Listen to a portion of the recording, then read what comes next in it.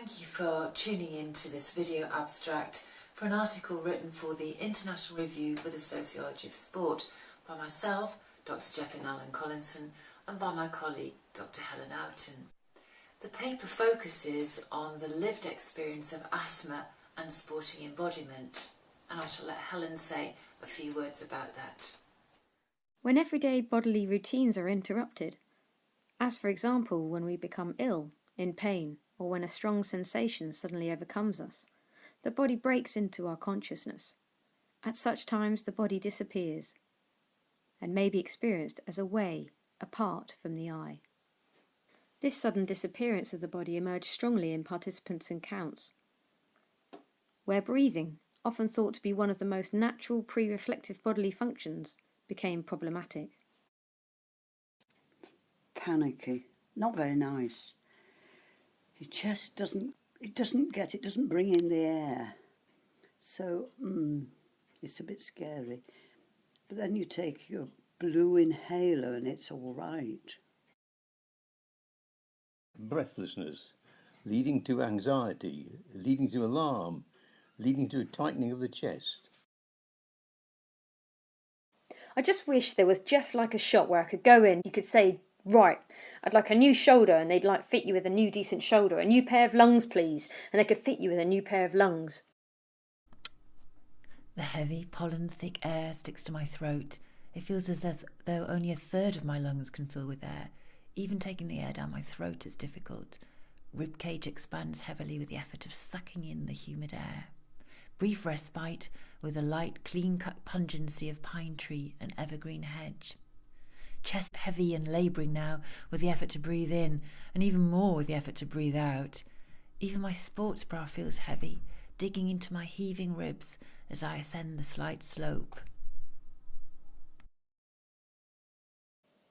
It just feels like I can't get the air in, and that's the main uncomfortableness of it. But then it's like the panic side of things as well. It's that I'm not good getting the air in at the moment. I can't sort of get enough air to make me feel good. You know, when you feel satisfied and you have a deep breath. I can't sort of get that. And that's what makes me feel uncomfortable. And then it's obviously like, oh God, I'm not breathing. This isn't working. Physiological, but it's also shit panic, the panic side. I'm running out toward Pittville Circus. The acrid sweet smell of a flowering privet hedge across my nostrils and mouth, catching the back of my throat, so that I'm seized, engulfed and racked by a coughing fit, which starts relatively innocuously, but then develops into run-halting, rib-racking, face-reddening paroxysms.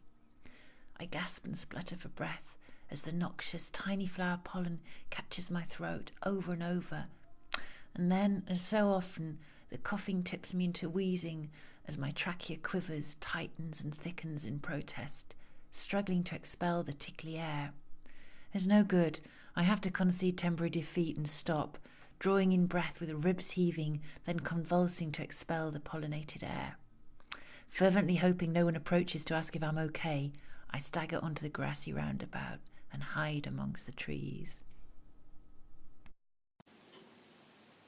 I mean, I kept bringing up this vomit stuff, you know.